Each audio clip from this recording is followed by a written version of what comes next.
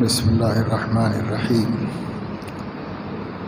الحمد للہ رب العالمین والصلاة والسلام علی اشرف الانبیاء وسید المرسلین خاتم النبیین محمد وعلی آلہ واہل بیتہ وصحبہ اجمعین، اما بعد، فقد قال اللہ تبارک و تعالی: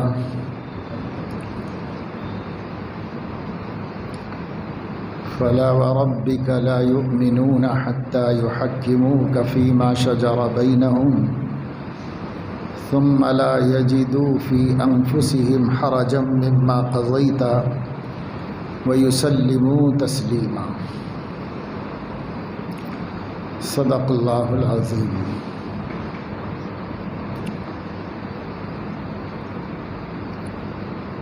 اللہ تعالیٰ نے حضرت محمد صلی اللہ علیہ وسلم کے ذریعے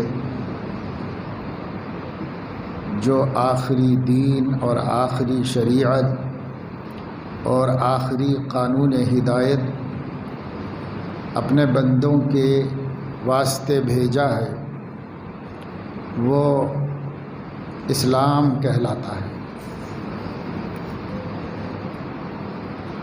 اسلام ہم بار بار بتا چکے ہیں کہ چند عقیدوں اور چند رسومات کا نام نہیں ہے۔ اسلام ایک کمپلیٹ لائف اور مکمل زندگی کا نام ہے۔ جب سے آدمی باشعور ہوتا ہے تب سے وہ اسلام کا مخاطب ہوتا ہے، اور جب تک مر نہیں جاتا وہ اسلام کا پابند ہوتا ہے، اسلامی احکامات کا پابند ہوتا ہے۔ ہر اعتبار سے اسے دین اسلام اور اس کی تعلیمات کی پابندی کرنی پڑتی ہے۔ کہیں بندہ آزاد نہیں ہے کہ وہ جو چاہے کرے۔ یہ نہیں کہہ سکتا کہ میں کاروبار میں جو چاہے کروں گا، جو سماج کر رہا ہے وہ کروں گا، جو زمانہ کر رہا ہے وہ کروں گا۔ ہاں، عبادت اللہ تعالیٰ کے کہنے کے مطابق کروں گا۔ تو یہ اسلام میں تفریق و تقسیم چلنے والی بات نہیں ہے۔ اسلام کہتا ہے کہ جب تم مسلمان ہو تو ہر ادا، ہر قول، ہر فعل، ہر حرکت و سکون وہ اسلام ہی کے پابند ہوگی۔ اور نبی پاک صلی اللہ علیہ وسلم نے جو بات جس طرح بتائی ہے اور جس طرح سکھائی ہے اسی طریقے سے اس پر عمل کرنا ہوگا، اور اس کی خلاف ورزی کی کوئی اجازت نہیں۔ اگر کوئی ایسا کرتا ہے، چاہے کتنا ہی پکا مسلمان ہو اور چاہے کتنا ہی عبادت گزار ہو، پھر بھی اللہ تعالیٰ کا باغی اور نافرمان سمجھا جائے۔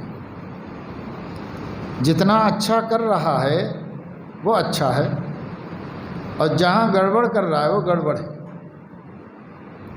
ایسا نہیں ہے کہ ہمارا عقیدہ درست ہے اور ہماری عبادتیں بہت صحیح ہیں تو اب باقی چیزوں میں ہم آزاد ہیں۔ ایسا نہیں۔ معاملات بھی آپ پابند ہیں، معاشرت میں بھی آپ پابند ہیں۔ ہر جگہ اللہ تعالیٰ اپنے احکام کا اپنے بندے کو پابند کرتا ہے، اسی کا نام اسلام ہے۔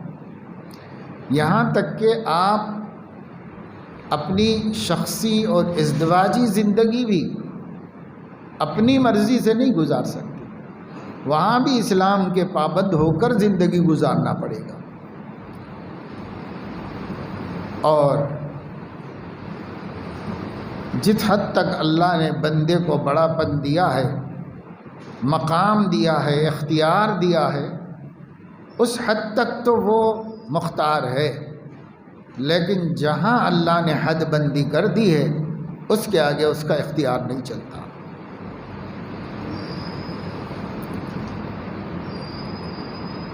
نبی کریم صلی اللہ علیہ وسلم کا ارشاد گرامی ہے، حضرت نعمان بن بشیر رضی اللہ تعالی عنہ سے امام بخاری نے روایت کیا ہے،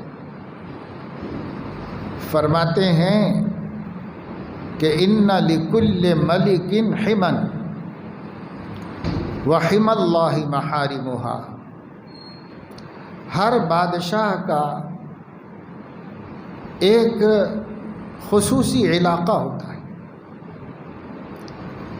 اس میں کوئی بغیر اجازت داخل نہیں ہو سکتا، رعایا وہاں تک نہیں جا سکتی، وہ اس کا اپنا علاقہ ہوتا ہے، مخصوص ہوتا ہے، اس کی باؤنڈری ہوتی ہے، اس باؤنڈری کے اندر کوئی نہیں جا سکتا۔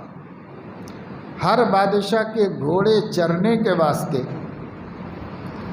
اس کے مویشی کے چرنے کے واسطے ایک جگہ ہوتی ہے جو بادشاہ نے حد بندی کر دی ہوتی ہے، وہاں صرف سرکاری چوپائے ہی چر سکتے ہیں، وہاں عوام اپنے جانور کو لے کر نہیں جا سکتے چرانے کے واسطے، اس کی حد ہوتی ہے، اس کو حما کہتے ہیں۔ ان لکل ملک حما، ہر بادشاہ کا اپنا خصوصی زون ہوتا ہے، پرسنل زون ہوتا ہے، وہاں دوسروں کو جانے کی اجازت نہیں ہوتی، ایسا ہر بادشاہ کا ہوتا ہے، اس کے رہنے کی جگہ پہ ہوتا ہے۔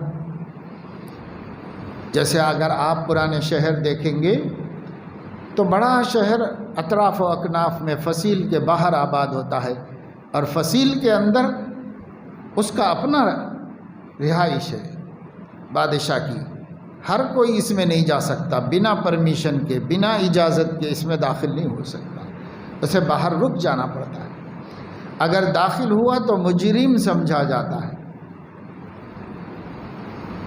یہ بات بتا کر حضور علیہ السلام نے فرمایا، اللہ بھی چونکہ احکم الحاکمین ہے، سب بادشاہوں کے بادشاہ ہیں، ملک الملوک ہیں اللہ تعالیٰ، سارے بادشاہ اس کے بنانے سے بادشاہ بنے ہیں، اور وہ خود بادشاہ ہے، تو اس کی بھی کوئی حما ہے، اس کا بھی اپنا ایک پرسنل زون ہے، تو وہ کیا ہے؟ حم اللہ محارمہا، اللہ کا حما، اللہ کا خصوصی ایریا، خصوصی زون جو اللہ نے بنایا ہے، وہ اللہ کی حرام کی ہوئی چیزیں ہیں، بس یہ اس کی باڑ ہے، یہ اس کی حد ہے، اس حد میں نہیں داخل ہو سکتے، اللہ نے منع کر دیا، اس لیے اب نہیں آ سکتے اس کے اندر، یہاں تک آ کے رک جانا پڑے، اور اگر کوئی اس کے آگے اپنے مویشی کو لے جائے گا تو وہ پھنسے گا اور اس پر کیس ہوگا اور اسے سزا ملے گی۔ اس لیے حضور علیہ السلام نے فرمایا، محارم یعنی جو اللہ نے جن چیزوں کو حرام کر دیا ہے، یہ حرام کا تو مسلمان تصور بھی نہیں کر سکتا، سوچ بھی نہیں سکتا۔ جو چیزیں دلیل کے اعتبار سے مشتبہ ہیں، یعنی اونٹ کس کروٹ بیٹھے گا سمجھ میں نہیں آ رہا ہے کہ یہ حرام ہے یا اس میں کچھ گنجائش ہے، یہ ناجائز ہے یا اس میں کوئی جواز کا رستہ نکل سکتا ہے، قرآن حدیث سامنے رکھ کر ڈاؤٹ ہو رہا ہے، تو اللہ کے نبی صلی اللہ علیہ وسلم نے فرمایا، جو شخص اپنا دین اور اپنی عزت بچانا چاہتا ہے، اس کو چاہیے کہ وہ ڈاؤٹ میں بھی نہ جائے، وہ شبہ کی چیزوں میں بھی نہ جائے، وہیں پر رک جائے اور بچ جائے، اور اللہ کی حد یعنی حرام وہ تو بہت آگے ہے، وہاں تو سوچنا بھی نہیں ہے وہاں تک جانے کا، اس سے بہت پہلے رکو، اس سے بہت پہلے اپنے نفس کو روک لو۔ جیسے چرواہا اپنے جانوروں کو سرکاری چراگاہ سے بہت پہلے روک لیتا ہے، اس لیے کہ ذرا بے احتیاطی کرے گا تو وہ اچانک اندر نہ چلے جائیں، پھر یہ ایک مسئلہ نہ بن جائے میرے واسطے، اس لیے ڈر کے چرواہا بہت پہلے روک لیتا ہے۔ ایسے ہی تم اپنے نفس کو حلال میں چرنے دو، لیکن جو چیز حرام ہے وہ تو بہت دور کی بات ہے، حرام سے بہت پہلے روک لو اپنے نفس کو، حرام سے بہت پہلے روک لو۔ اس کو حضور علیہ الصلاۃ والسلام نے فرمایا کہ اس کا نام مشتبہات ہے، جو چیز ہمیں شبے میں ڈال رہی ہے، کلیئرلی نہیں سمجھ میں آ رہا ہے کہ حلال ہے یا حرام ہے، رک جاؤ، اس کو چھوڑ ہی دو۔ حضرت عمر نے فرمایا دعوا الربا والریبا،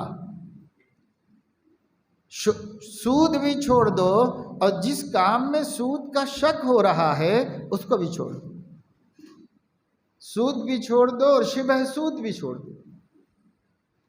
کیوں؟ اس واسطے کہ اس سلسلے میں ہمارے سامنے تفصیلی احکام نہیں ہیں۔ اللہ نے اخیر زمانے میں حجۃ الوداع میں سود کو حرام قرار دیا، سودی قرضوں کو حرام قرار دیا، تو اخیر زمانے میں یہ چیز حرام کی گئی ہے۔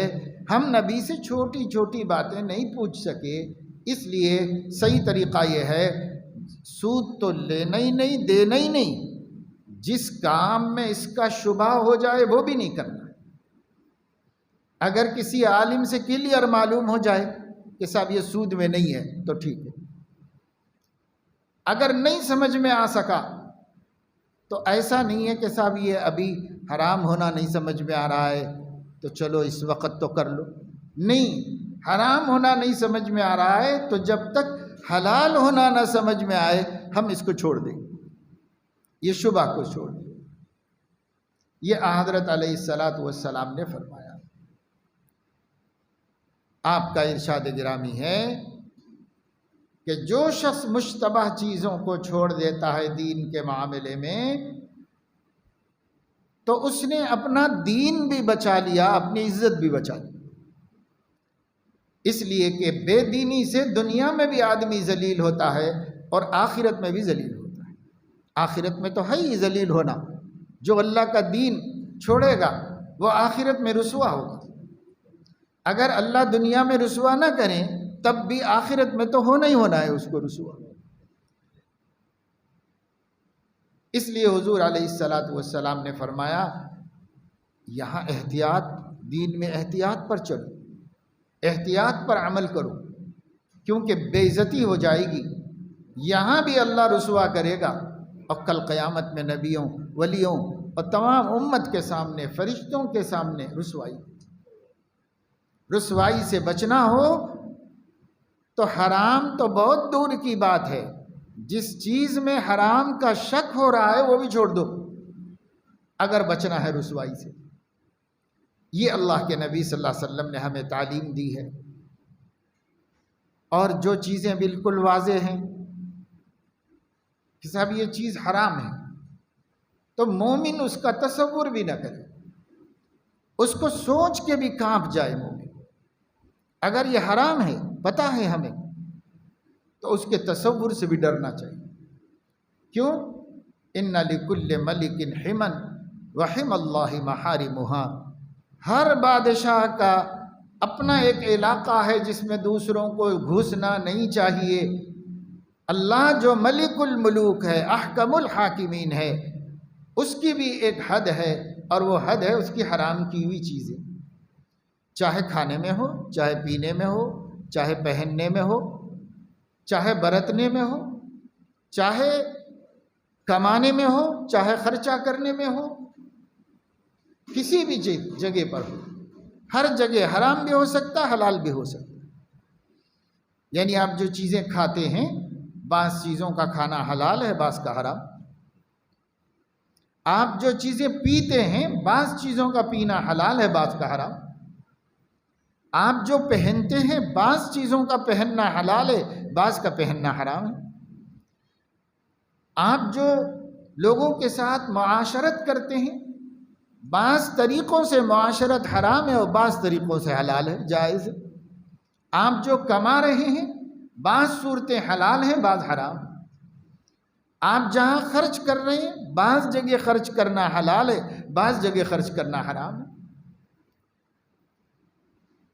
ہر جگہ حلال حرام ہوگا، ہر جگہ حلال حرام، یہاں تک کہ آپ خوشی مناتے ہیں، بعض جگہ خوشی حلال ہے اور بعض جگہ حرام۔ آپ غم کرتے ہیں، کسی جگہ غم کرنا حلال ہے اور کسی جگہ غم کرنا حرام۔ کہاں تک جاؤ گے؟ جو زندگی میں پیش آتا ہے وہ حلال و حرام کے ساتھ پیش آتا ہے۔ ہم مسلمان ہیں تو ہمیں اسلام پر چلنا ہوگا۔ ہم مسلمان ہیں تو ہمیں ہر جگہ اسلام کی تعلیم کو دیکھنا ہوگا کہ اسلام اس موقع پر ہمیں کیا کہتا ہے۔ دنیا کیا کہتی ہے کہنے دو، قانون کیا کہتا ہے تو کہنے دو، لیکن اگر قانون دنیا کے بڑے سے بڑے حکمراں کا اور دنیا کی بڑی سے بڑی طاقت کا قانون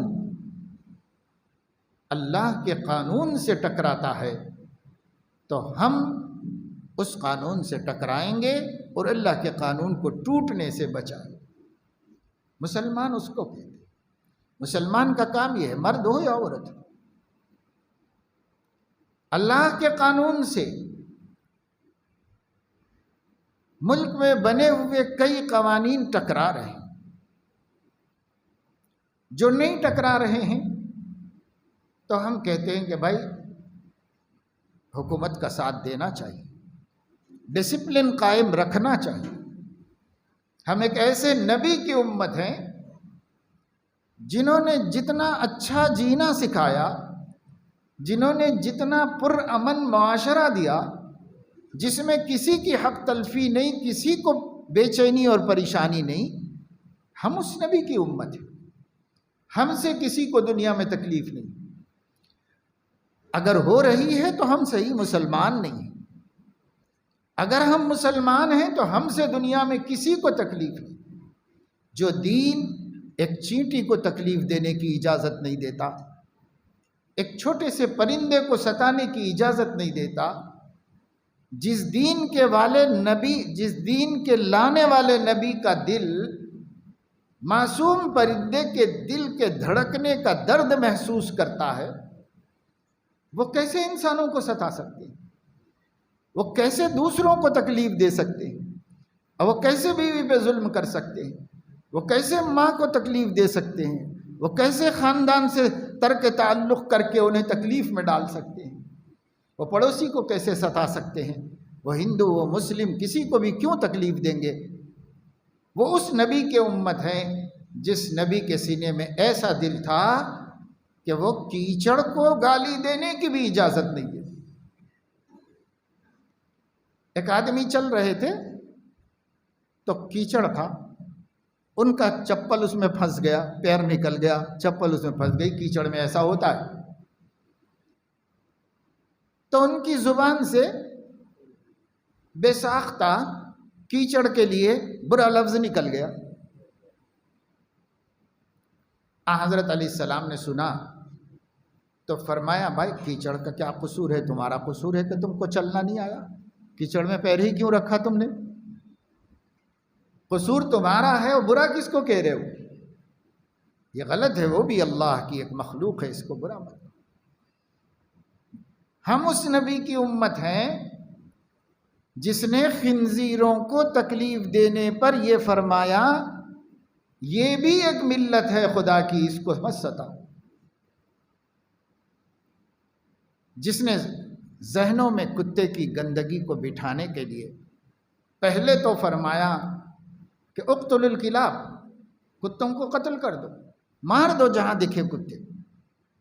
مارا گیا، صحابہ دشمن ہو گئے کتوں کے، دیکھا کہ نفرت پیدا ہو گئی ہے ان کے اندر، کیونکہ ناپاک چیز ہے، ناپاک چیز کو دور رکھنا چاہیے۔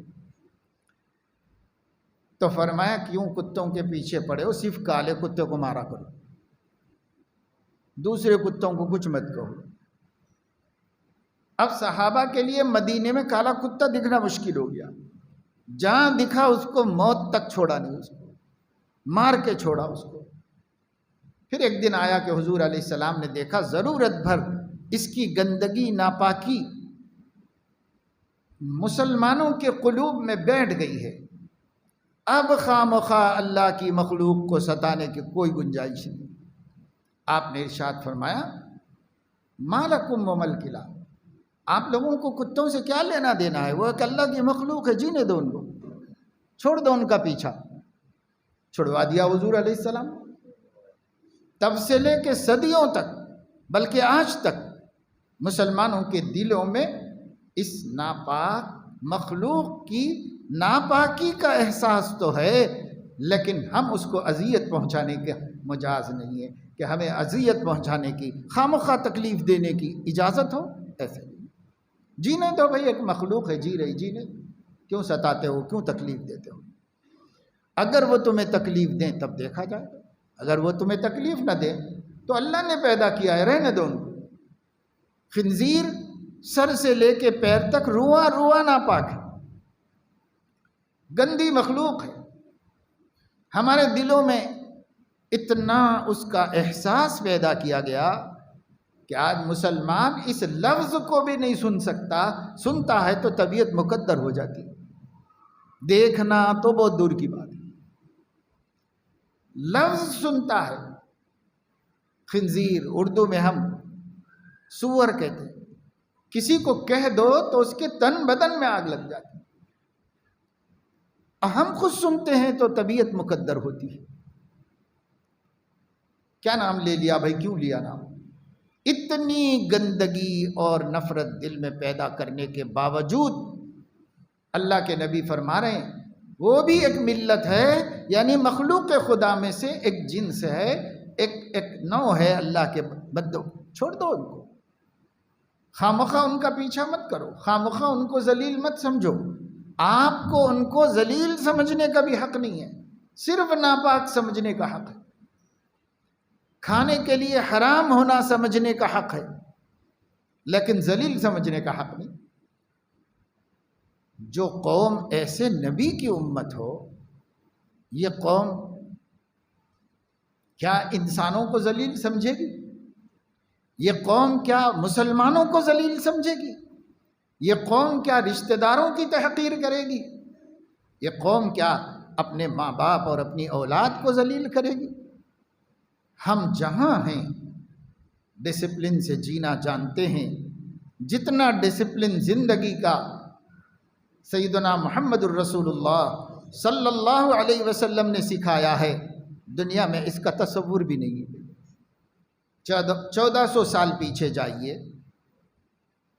اور تاریخ اٹھا کر مدینے کی سماج کو ایک دفعہ پڑھیے کہ کیسا سماج تھا. اس سماج کے باشندوں کا حال کیا تھا. ان کا وجود ہر ایک کے لیے رحمت اور راحت تو ہو سکتا تھا، پر کسی کے لیے ذلت و تکلیف نہیں ہو سکتا. پورا سماج مدینے کا پڑھ کے دیکھ لیجیے آپ، کیسے حضور علیہ السلام نے جینا سکھایا تھا صحابہ کرام کو. ایک آدمی آئے، دن بھر محنت مزدوری کے لیے انتظار کیے، کوئی مزدوری نہیں ملی، کام نہیں ملا، خالی ہاتھ آ گئے. گھر میں مٹھی بھر جو بھی نہیں تھا. بیوی نے پوچھا کہ کیا کچھ کام ملا، کچھ آپ لائے ہیں؟ کہا کچھ نہیں ملا بھائی، اللہ کی مرضی، خالی گیا، دن بھر خالی آ گیا.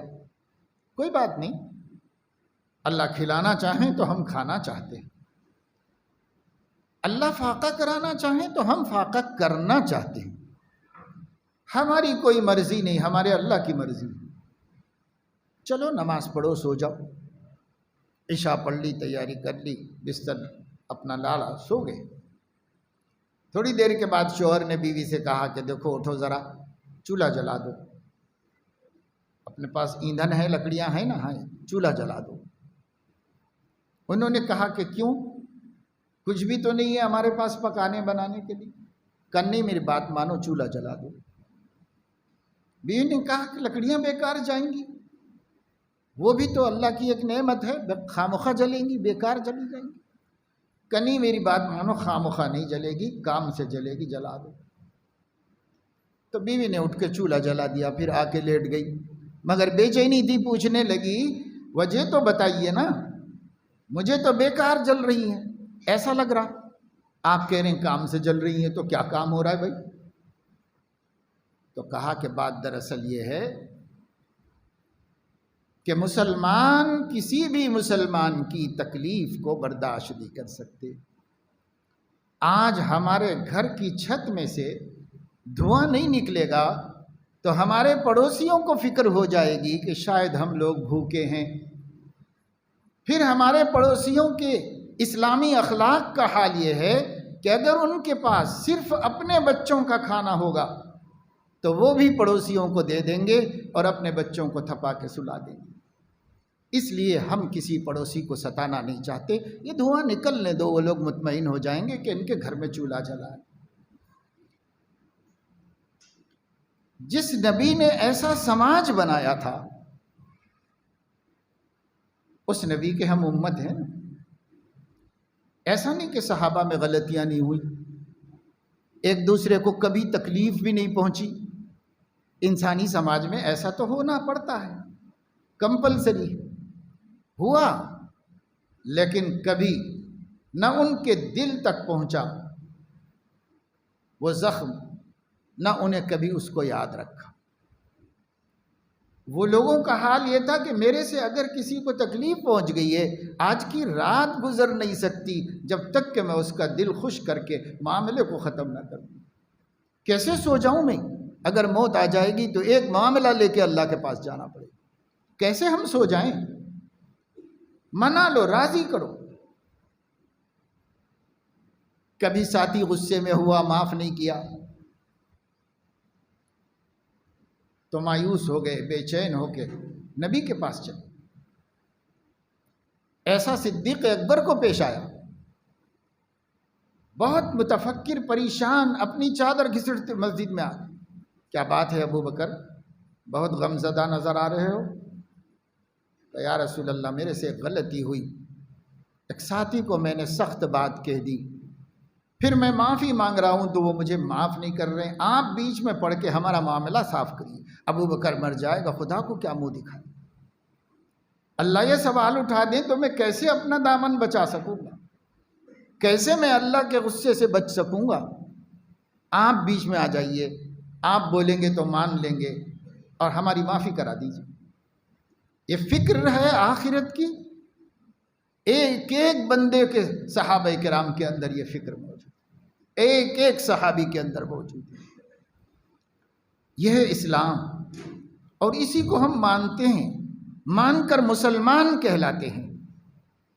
پر اللہ ہمیں معاف کرے اور ہدایت دے اور سیدھی بات کی توفیق دے۔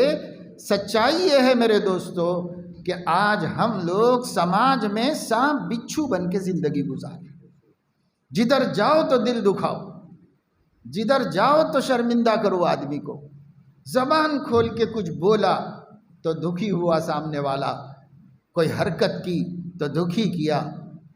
عجیب ہمارا حال ہو گیا۔ کہاں ہمارے نبی ہیں اور کہاں ہم ہیں؟ وہ اگر تہذیب و اخلاق کی بلندی پر تھے تو ہم تہذیب و اخلاق کی پستی میں آ گئے ہیں۔ بسا اوقات ہمارے ساتھ جینے والی دوسری قومیں بعض چیزوں میں ہم سے اونچی ہی نظر آتی ہیں تہذیب میں، لیکن ہم مومن ہو کر بھی اس سے نیچی کی سطح پر۔ وجہ کیا ہے؟ تو بہت سے لوگ جانتے بھی نہیں ہیں کہ اسلامی تہذیب کیا ہے۔ جب جانتے نہیں تو عمل نہیں کرتے۔ اب بہت سے لوگ جانتے ہیں مگر انانیت، غرور، ہمارے اندر کا انسان نہیں جانور بن گیا ہے۔ وہ جانور ہر طرف فساد مچا رہا ہے۔ اندر والے کو انسان بناؤ، اوپر سے کتنا ہی خوبصورت انسان کیوں نہ ہو، کتنا ہی مہذب کیوں نہ ہو، ہماری طرح آبا قبا پگڑی اگڑی باندھ کے کیوں نہ ہو، اگر اندر والا مسلمان نہیں ہے تو اس باہر والے اسلام کو لے کے کیا کرنے والا؟ ان اللہ لا ينظر الى صورکم ولکن ينظر الى قلوبکم۔ اللہ تمہاری صورتوں کو نہیں دیکھتا، اندر والے انسان کو دیکھتا ہے۔ دل مسلمان ہے کہ نہیں ہے؟ تہذیب آ گئی کہ نہیں آ گئی اس کے اندر؟ اگر آئے گی تو ہر جگہ چھلکے گی، ہر جگہ جھلکے گی، ہر جگہ دکھائی دے گی۔ اگر اندر والا صحیح ہے تو ہمارے زبان سے، ہمارے دیکھنے سے، ہمارے بولنے سے، ہمارے سننے سے، ہمارے چلنے پھرنے سے ہمارا اندر کا اسلام باہر نظر آئے گا۔ ہر آدمی دیکھے گا، ارے بھائی یہ مسلمان ہے، یہ مسلمان ہے، یہ مسلمان ہے۔ ہر ضمیر اس کی عزت پہ مجبور ہوگا، ہر دل اس کی تعریف پہ مجبور ہوگا اگر ہم مسلمان ہوں گے۔ باتوں سے تو کوئی مسلمان نہیں ہوتا، عمل سے ہی مسلمان بنیں گے۔ عمل سے زندگی بنتی ہے، جنت بھی جہنم بھی۔ یہ خاکی اپنی فطرت میں نہ نوری ہے نہ ناری، یعنی پیدائشی طور پر ہم جہنمی بھی نہیں جنتی بھی نہیں، نیوٹرل ہے۔ اب عمل کر کر دین پہ چل کر یا دین پہ نہیں چل کے یا جنتی بنیں گے یا جہنمی بنیں گے۔ ہمارا عمل ہم کو جنت میں لے جائے گا یا ہمارا عمل ہم کو جہنم میں لے جائے گا۔ اللہ نے نہ جنتی بنایا نہ جہنمی بنایا ہم کو پیدائشی طور پر۔ ایک دین دیا ہے نیوٹرل بندوں کے سامنے، یہ ہے دیکھو بھائی، اس پہ چلو تو جنت میں چلے جاؤ، اس کو چھوڑو تو جہنم میں چلو۔ یہ دے دیا میں نے تم کو، راستہ دکھا دیا ہے، یہ جنت کا راستہ ہے، یہ جہنم کا راستہ ہے۔ وَهَدَيْنَاهُ النَّجْدَيْنِ، قرآن میں فرمایا ہم نے بندے کو دو راستے دکھائے، ایک کامیابی کا ایک ناکامی کا، دونوں راستے دکھائے۔ أَمَّا الَّذِينَ سُعِدُوا فَفِي الْجَنَّةِ وَأَمَّا الَّذِينَ شَقُوا فَفِي النَّارِ، جو سعادت مند ہیں یعنی ربانی ہدایت کو قبول کر کے چلتے ہیں، یہ جنت میں جائیں، اور جو بد نصیب ہیں یعنی نبی کی دعوت کو قبول نہیں کرتے، یہ جہنم میں جائیں۔ سب طے ہے قرآن میں اور سب ہمارے سامنے ہے، لیکن ہم نہیں اختیار کر رہے، ہم جاننا بھی نہیں چاہتے کہ قرآن میں کیا ہے، اور جانتے ہیں جو جانے ہوئے ہیں وہ بھی لاپرواہی کر رہے ہیں کہ ہے تو بات تو ٹھیک ہے، تو صحیح بالکل قرآن میں ہے بھائی، اللہ کی بات ہے، نہیں ماننے کا کیا سوال ہے، لیکن عمل نہیں، عمل کی ہمت نہیں، اس پر چلنے کی ہمت نہیں۔ یہ ہمت کسی مال میں نہیں ملتی، یہ ہمت کسی منڈی میں نہیں بکتی، یہ ہمت کسی جنگل میں نہیں ہے، کسی درخت پہ نہیں لگتی، یہ ہمت کسی کھیت میں نہیں اگتی، یہ ہمت آپ کے اندر خدا نے رکھی ہوئی ہے، اسے نکالنا ہے اور یوز کرنا ہے۔ سب کے اندر ہے، ہر بے ایمان کافر مشرک کے اندر بھی اللہ نے اتنی ہمت رکھی ہے کہ وہ اپنے زمانے کا ولی بن جائے، قطب غوث بن جائے۔ ایک بے ایمان مندر کے پجاری میں بھی اللہ نے یہ رکھا ہے، وہ یوز کرے گا تو بن جائے گا، اور نہیں کریں گے تو مسلمان ایمان لا کر بھی نہیں ترقی کرے گا، جہاں کا وہاں رہے گا۔ اس لیے بھائی اللہ کے دین کی قدر سمجھو، اللہ کی شریعت کی قیمت سمجھو، اللہ کے دین کو بانٹو مت کہ مسجد میں تو خدا کا دین اور مارکیٹ میں مارکیٹ کا دین۔ بانٹو مت اللہ کے دین کو، ہر جگہ اللہ ہی کا دین چلے گا، منڈی میں بھی خدا کا دین، کھیت میں بھی خدا کا دین، باغ میں بھی خدا کا دین، گھر میں بھی خدا کا دین، بازار میں بھی خدا کا دین، راستوں میں بھی خدا کا دین، حکومت میں بھی خدا کا دین، مسجد میں بھی خدا کا دین۔ ایک عبادت شریعت کے مطابق ہوگی اور پوری معاشرت اپنی چاہت کے مطابق ہوگی۔ یہ اسلام نہ کبھی تھا، نہ آج ہے، نہ کبھی اللہ اس کو قبول کرے گا۔ ایسا اسلام کا کوئی تصور نبی کے ذہن میں نہیں۔ نبی اسی کو اسلام کہتے ہیں جو پوری زندگی کا احاطہ کرے۔ ہر کام میں دیکھو نبی کیا چاہتے ہیں، زمانہ کیا چاہتا ہے، خاندان کیا چاہتا ہے، چاہنے دو ان کے چاہنے سے، نہ چاہنے سے ہمارا کیا بننا بگڑنے والا ہے۔ اللہ کے چاہنے کی فکر کرو، نبی کی جن کے قبضے میں ہم ہیں۔ اللہ کے نبی صلی اللہ علیہ وسلم کبھی قسم کھاتے تھے تو یہ فرماتے تھے والذی نفس محمد بیدہ، والذی نفسی بیدہ، اس ذات کی قسم جس کے قبضے میں محمد کی جان ہے، اس ذات کی قسم جس کے قبضے میں میری جان ہے۔ یوں قسم کھاتے تھے نبی، یہ تصور دیتے تھے صحابہ کو، میں بھی میرے اختیار میں نہیں ہوں، کسی اور کے اختیار میں ہوں، تو تم کیا کہ اپنے اختیار سے جیو گے؟ تمہیں بھی اسی کے اختیار میں رہنا پڑے گا اور اسی کے اختیار سے زندگی گزارنی پڑے گی۔ یہ صحابہ کا ذہن بنایا حضور نے۔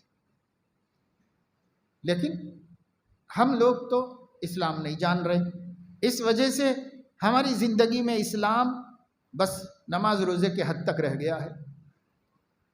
اور نماز روزہ کون دیکھنے آ رہا ہے؟ باقی زندگی لوگ دیکھ رہے ہیں، نماز روزہ تو مسجد میں ہے یا گھر میں ہے۔ ہماری زندگی، اخلاقی زندگی، تہذیب، ہماری معاشرت، ہمارے معاملات، ہمارے لین دین، ہمارا کاروبار، ہمارا بزنس، ہمارا اجارہ کرایہ، ہماری گفتگو، دنیا یہ دیکھ رہی ہے۔ دنیا ہماری نماز نہیں دیکھ رہی ہے، دنیا ہمارا روزہ، ہماری تہجد نہیں دیکھ رہی ہے، ہمارا اشراق چاشت نہیں دیکھ رہی۔ دنیا یہ دیکھ رہی ہے کہ انسان ہے کہ نہیں ہے، کتنا عبادت گزار ہے وہ تم جانو، تمہارا خدا جانے۔ ہم تو یہ دیکھیں گے کہ تم انسان ہو کہ نہیں۔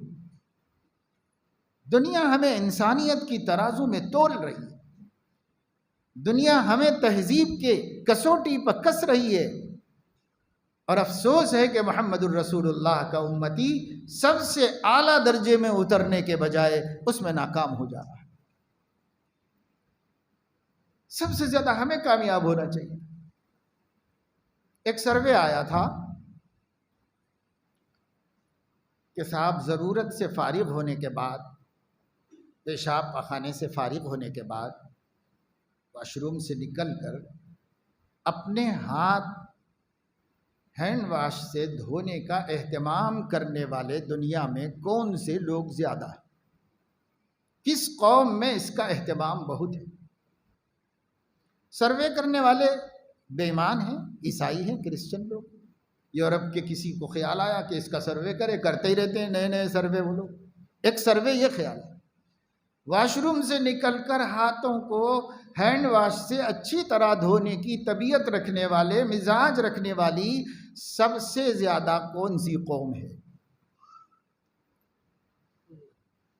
تو ان کا جو رزلٹ آیا اور جو انہوں نے کھلے عام اس رزلٹ کو نیٹ پہ ڈال دیا، وہ یہ ہے کہ یہ عرب قوم ہے، مسلم امہ ہے، جو ضرورت سے فارغ ہونے کے بعد ہاتھ دھونے کا بہت زیادہ اہتمام کرتی ہے۔ اتنا اہتمام کوئی دوسری قوم نہیں کرتی۔ آپ میں یہ خوبی کہاں سے آئی؟ سیدنا محمد الرسول اللہ صلی اللہ علیہ وسلم جب ضرورت سے فارغ ہو کے باہر تشریف لاتے تو اس زمانے میں ہینڈ واش، صابن وابن کچھ بھی نہیں تھا، یہ تو سب بات کی ایجادات ہیں۔ اس زمانے میں لوگ اپنی طبیعت کی قدورت کو ختم کرنے کے لیے ہاتھ مٹی پر رگڑ کے دھوتے تھے۔ حضرت علیہ السلام بھی ضرورت سے فارغ ہو کے باہر آتے، سب سے پہلا کام مٹی ہاتھ میں رگڑ کر کے اپنے ہاتھ کو دھوتے تھے۔ ان کی یہ سنت مسلمانوں میں جاری رہی، باقی رہی، اور انہوں نے یہ فرمایا، اذا استيقظ احدكم من المنام فلا يغمسن يده في الاناء حتى يغسلها ثلاثا فانه لا يدري اين باتت يده۔ کیسی پیاری انسانیت کی بات حضور علیہ السلام نے فرمائی، جب تم میں سے کوئی نیند سے بیدار ہو جائے، سو کے اٹھے، اپنا ہاتھ پانی کے برتن میں اس وقت تک نہ ڈالے جب تک کہ 3 مرتبہ اپنے ہاتھ کو دھو نہ لے۔ اس زمانے میں برتن سے پانی نکالنے کا طریقہ بھی چلو بنا کر ہاتھ سے ہی نکالا جاتا تھا، اس لیے پانی میں ہاتھ ڈالنا پڑتا تھا، تو نہ ڈالے پانی میں ہاتھ، حتی یغسلھا ثلاثا، یہاں تک کہ 3 مرتبہ اس کو دھو لے، ہاتھ کو دوسری چیز سے کسی طرح پانی گرا کر ہاتھ دھو لے، تب پانی میں ہاتھ ڈال سکتا ہے۔ کیوں؟ انہ لا یدری این باتت یدہ، اسے نہیں معلوم کہ نیند میں وہ کہاں کھجا رہا تھا، کدھر کدھر اس کا ہاتھ گیا تھا، اسے نہیں معلوم اور مسلمان پاک باز ہے، طہارت پسند ہے، نظافت پسند ہے، اس لیے مسلمان کو اپنا پانی خراب نہیں کرنا چاہیے۔ لوگ کہتے ہیں ماحولیات کے تحفظ کے لیے ڈپارٹمنٹ بنا دیے گئے، قوانین بنا دیے گئے، ماحولیات کو یعنی پانی کو، درختوں کو، سبزوں کو نقصان پہنچانے والوں کو سزائیں مقرر کر دی گئی۔ لیکن ہمارے آقا نے تو ایک دفعہ ایک بات بتا دی تھی، پورے سماج میں کوئی پانی کو خراب نہیں کرتا تھا، کبھی پانی کو خراب نہیں کرتا تھا۔ حضرت علیہ السلام نے فرمایا لا یبولن احدکم فی الماء، تم میں سے کوئی تالاب میں پیشاب نہ کرے، کیونکہ اسی تالاب میں تمہیں نہانے کی ضرورت پڑے گی، وضو بنانے کی ضرورت پڑے گی، اس لیے اس کو گندا مت کرو، اس کو صاف ستھرا رکھو۔ تو یہاں اسلام میں تو بھائی ایک حدیث ہوتی ہے اور سارے مسائل کا حل ہوتا ہے۔ ایک بات نبی بتاتے ہیں اور پورا سماج اس کا پابند ہو جاتا ہے۔ یہاں آج کی دنیا میں، آج کے ملکوں میں اتنے اسٹرانگ قوانین بنائے جاتے ہیں، سخت سزاؤں سے ڈرایا جاتا ہے، لیکن عمل کرنے والے 10% بھی نہیں ہوتے، سب قانون توڑنے والے ہوتے ہیں۔ کیوں؟ فرق کیا ہے؟ فرق یہ ہے کہ ہمارے نبی نے سب سے پہلے بندوں کے دل میں خدا کے ہونے کا یقین بٹھایا، اور آخرت میں اس کے سامنے کھڑے ہونے پر ایمان دلایا، اور جب یہ ان کا یقین اور ایمان بن گیا، اب فرماتے جا رہے ہیں یہ کرو تو پکڑے جاؤ گے، یہ کرو گے تو پکڑے جاؤ گے، بس ڈر بیٹھ گیا۔ خوف خدا نے ان کو نیک بنا دیا، خوف خدا نے ان کو ہر جریمے سے بچا دیا۔ یہاں کیا ڈر ہے؟ جو ڈر ہے وہ جان کا ڈر ہے، اور جان سے کون ڈرتا ہے؟ اس لیے میرے دوستو، ہمیں بدلنا ہوگا یہ روتے بیٹھنا کہ موجودہ مرکز سے حکومت کرنے والی RSS کی سرکار، RSS کی سرکار اس لیے کہتا ہوں کہ BJP RSS کے 100 ذیلی تنظیموں میں سے ایک تنظیم ہے، اور وہ اس کا سیاسی پلیٹ فارم ہے۔ حقیقت میں اس کی اپنی کوئی آئیڈیالوجی نہیں ہے۔ جو آئیڈیالوجی RSS کی ہے وہ چلانے کے واسطے ایک حکومت ہے، ایک نام ہے BJP۔ جو مرکزی حکومت روز ایک بم، ایٹم بم لاتی رہتی ہے۔ امریکہ گئے ہمارے سرکار عالی، وہاں سے ایجپٹ گئے، مصر کی عظیم الشان جامع مسجد کا دورہ کیا، جامع ازہر میں گئے، شیخ ازہر سے تمغہ حاصل کیا اور ان کے ساتھ فوٹو کھنچوائی، اور مصر نے ان کو اپنے ملک کا سب سے قیمتی ایوارڈ دیا، اور وہ لے کے ہندوستان آئے۔ آتے ہی انہوں نے مسلمانوں کو یہ صلہ دیا کہ کامن سول کوڈ لا رہے ہیں۔ یہ ہے ہمارا ملک کا حال۔ آپ ایک ایک عرب ملک میں جا کر مسلمانوں سے اپنی عزت کروا رہے ہیں، اور اپنے ملک میں آ کر مسلمانوں کی عزت چھین رہے ہیں۔ ہو رہا ہے سب، کیوں ایسا ہو رہا ہے اللہ جانتا ہے، اور اللہ نے بتا دیا ہے تم بدل گئے ہو، اس لیے میں نے زمانے کو بدل دیا ہے، تم پھر سے ہمارے در پہ آ جاؤ، ہم پھر زمانے کو بدلیں گے۔ زمانے کا اتھل پھتل ہمارے لیے کوئی چیز نہیں۔ دنیا کی سپر پاورز اللہ کے لیے مکڑی کا جالا بھی نہیں، مگر جب بندے اللہ ہی سے باغی ہو جائیں اور اللہ ہی کو خفا کر کے رکھ دیں، اللہ فرمانے لڑو، تمہارے اندر کتنی طاقت ہے، اپنے حقوق حاصل کرو، لڑ کے کرو، ایجیٹیشن سے کرو، الیکشن سے کرو، جیسے کر سکتے ہو کر لو میرے بندو، کر کے بتاؤ، میں بھی دیکھوں گا کہ تم کیا کر سکتے ہو۔ پر اگر تم مجھ سے صلح کر لو گے تو تمہیں کچھ کرنے نہیں دوں گا. تم رات میں سو گے اور صبح اٹھو گے تو دنیا تمہارے قدموں میں ہوگی. صلح مجھ سے کرنی پڑے گی، لیکن ہم اللہ سے صلح کرنے کے لیے تیار ہیں. ہمارے حالات دیکھ لیں، ہم اپنے آپ پر نظر ڈال لیں. اس وقت لوگ پوچھتے ہیں اور بولتے ہیں کہ صاحب یہ کیا ہوگا، یہ کیا ہے. تو ایک کانگریسی لیڈر سے پوچھا گیا، وہ بہترین ایڈوکیٹ ہے، سینئر ایڈوکیٹ. اس سے کسی نے پوچھا کہ صاحب یہ کامن سول کوڈ کے بارے میں آپ کا کیا خیال ہے؟ تو اب وہ کون سی پارٹی کا ہے کیا وہ چھوڑو، لیکن اس نے جو بات کہی وہ صحیح بات کہی. اس نے کہا پہلے یہ بتائیے کہ وہ ہے کیا، یہ کامن سول کوڈ ہے کیا. وہی نہیں بتایا، وہی نہیں بتا کر کے ہم لا رہے ہیں. تو کیا لا رہے ہو بھائی، کیا لا رہے ہو؟ بولو نا، بولنے کے بعد سمجھ میں آئے گا کہ لانا چاہیے کہ نہیں لانا چاہیے. اس نے کہا مجھے ہنسی آ رہی ہے کہ ملک میں کچھ لوگ کہہ رہے ہیں نہیں لاؤ، اور ملک میں کچھ لوگ کہہ رہے ہیں لاؤ. یہ بھی لیٹر جا رہے ہیں، وہ بھی جا رہے ہیں، مہم چل رہی ہے پورے ملک میں. کچھ لوگ کہہ رہے ہیں نہیں مت لاؤ، کچھ لوگ کہہ رہے ہیں لاؤ. ابھی یہی کلیئر نہیں ہے کہ کیا لاؤ کیا نہیں لاؤ. وہ ہے کیا بلا، کس چیز کے بارے میں کہہ رہے ہیں آپ؟ تو ایک مسودہ بنا کے پیش کرتے، یہ لانے جا رہے ہیں ہم، تب تو بات ہوتی کہ بھائی سوچیں کہ اچھا ہے یا برا ہے. آپ کے خالی لفظ بول رہے ہیں، ٹائٹل بول رہے ہیں کہ کامن سول کوڈ لانے جا رہے ہیں، یکساں قانون لانے جا رہے ہیں. کہاں لانے جا رہے ہیں؟ کیا ہے وہ؟ اس کا میٹر کیا ہے؟ اس کا ڈرافٹ کہاں بنا ہے؟ وہ سامنے لا کر بولو نا کہ لانے جا رہے ہیں. تو نہیں. تو پوچھنے والے نے پوچھا کہ ہندوستان کے آئین میں اس کی سفارش کی ہے دستور بنانے والوں نے کہ ہندوستان میں جس قدر جلد ممکن ہو سکے کامن سول کوڈ کو نافذ کیا جائے. وہ لوگ تو نہیں کرے، دستور میں بھی نہیں ہے. وہ دستور کا ایک ایڈیشن ہے سفارشات کا، اس میں سفارش ہے بس، اور ایک سفارش نہیں ہے، کئی سفارشیں ہیں.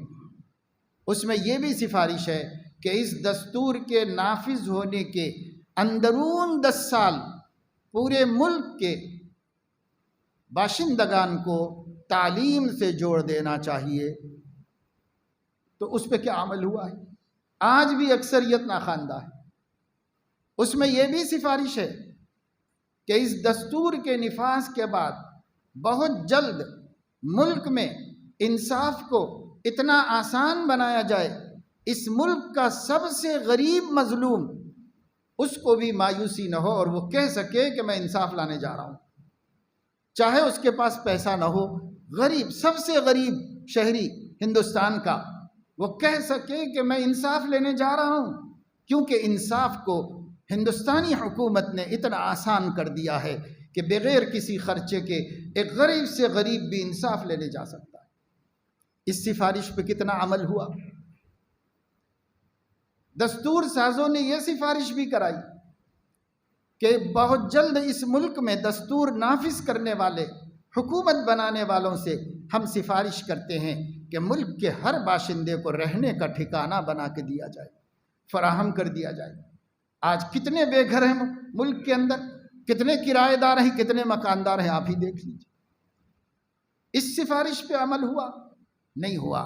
لیکن جب بھی مسئلہ اٹھایا گیا کہ دستور سازوں کی سفارش ہے کامن سول کوڈ، اس لیے اس نے پوچھا کہ آپ کہہ رہے ہیں وہ کیا ہے، آپ کو نہیں معلوم؟ آپ خود ایک قانون داں ہیں اور قانون میں لکھا ہوا ہے کہ کامن سول کوڈ لانا چاہیے. تو انہوں نے اس کے جواب میں کہا کہ قانون میں بھی صرف یہ لکھا ہوا ہے کہ کامن سول کوڈ لایا جائے، اور وہ کیا ہے قانون میں بھی نہیں لکھا ہوا. تو آپ کو بنا کے بتانا چاہیے نا کہ کیا ہے وہ. آپ بتا ہی نہیں رہے، آپ اعلان کر رہے ہیں. یہ الیکشنی سیاست ہے. بی جے پی نے شروع دن یہ طے کر لیا تھا 2019 سے پہلے ہی کہ ہم اس ملک میں حکمرانی کریں گے ہندو مسلم مدعے کے اوپر. ان کو لڑا کے کاٹتے رہیں گے اور ہندو کو اکٹھا کر کے اس کا پورا ووٹ بٹوریں گے اور مسلمانوں کے ووٹوں کو دوسری طرف پھیر دیں گے، اور ہم یہ بولیں گے کہ ہم تمہارے ووٹ سے حکومت نہیں کر رہے ہیں، ہم ہماری قوم کے ووٹ سے حکومت کر رہے ہیں۔ یہ ان کا سیاسی ایجنڈا ہے۔ اس کے لیے جتنے مدعے تھے سب ختم ہو گئے۔ رام مندر بن کے اناگریشن کے لیے ریڈی ہے، اب اس کے نام پہ سیاست کا موقع ختم ہو چکا۔ فلاں مسئلہ تھا وہ ختم ہو چکا، یہ مسئلہ تھا ختم ہو چکا۔ اب 2024 کا الیکشن کیسے لڑے؟ تو ایک نیا مدعا کھڑا کرنا چاہیے، تو کامن سول کوڈ اب یہ نافذ کریں گے۔ ابھی مانسون سیشن میں بل لانے والے ہیں اور ان کی اکثریت ہے، اس کے منظور ہونے میں کچھ بھی رکاوٹ نہیں ہے، وہ منظور ہو جائے گا۔ منظور کر کے پورے ملک میں جا جا کر بولیں گے دیکھو ہم کامن سول کوڈ لائے ہیں، ہم کامن سول کوڈ لائے ہیں، ہم کامن سول کوڈ لائے ہیں، پورے ملک میں بولیں گے اور ووٹ مانگیں گے۔ اور جیسے آپ کو آج تک نہیں معلوم کہ 370 منسوخ ہوا تو کیا ہوا، آپ کو آج تک نہیں معلوم، آپ کو یہ بھی نہیں پتا چلے گا کہ کامن سول کوڈ آیا تو ہوا کیا ملک میں، آپ کو وہ بھی نہیں سمجھ میں آئے گا، اس لیے کہ انہوں نے تو کوئی ڈرافٹ دیا ہی نہیں ہم کو، تو کیسے سمجھ میں آئے گا۔ بس یہ ہے مسلمانوں کی آزمائش، اور یہ آزمائش کے پیچھے صرف یہی لوگ نہیں ہیں، ان کے بھی پیچھے جو سبب الاسباب ہے وہ اللہ کی ناراضگی ہے۔ یہ سب سے بڑا سبب ہے، اس ناراضگی کو دور کرنا ہے میرے دوستو۔ آپ چاہتے ہیں، مسلمان چاہتے ہیں کہ شریعت پہ چلیں؟ نہیں، کہیں بھی جھگڑا ہو جائے تو مسلمان شریعت نہیں چاہتا، مسلمان انسانوں کا بنایا ہوا قانون چاہتا ہے، اللہ کا بنایا ہوا قانون نہیں چاہتا۔ اختلافات ہو جائیں، جھگڑے ہو جائیں، بڑے دیندار قسم کے لوگ ہیں، میں نے ان سے کہا کہ دونوں فریق دیندار ہیں، یہ مسئلے کو کہیں کسی عالم کے سامنے بیٹھو، دارالقضاء میں جاؤ، شرعی پنچایت میں جاؤ، محکمہ شرعیہ میں جاؤ، اور نہیں نبھ رہی ہے تو ختم کر لو قصہ، اپنا اپنا مقدر پہ راضی ہو جاؤ، لیکن کورٹ مت جاؤ۔ لیکن اس کے باوجود وہ کورٹ گئے اور مجھے میسیج دے کر کہا کہ ہم کو سامنے والے کے ظلم کی سزا دلانا ہے، اور جب تک ہم سزا نہیں دلائیں گے ہم چین سے نہیں بیٹھیں گے۔ اور دونوں نمازی ہیں، دیندار ہیں، علم والے ہیں، سمجھ والے ہیں، کوئی نہیں سمجھ سکتا کہ ان میں بھی ایسی انانیت و ضد آئے گی۔ اللہ کے دین کے مقابلے میں سامنے والے سے بدلہ لینے کے لیے آپ کورٹ کی کنڈی کھٹکھٹا رہے ہیں، آپ کتاب و سنت کی طرف رجوع کرنا نہیں چاہتے۔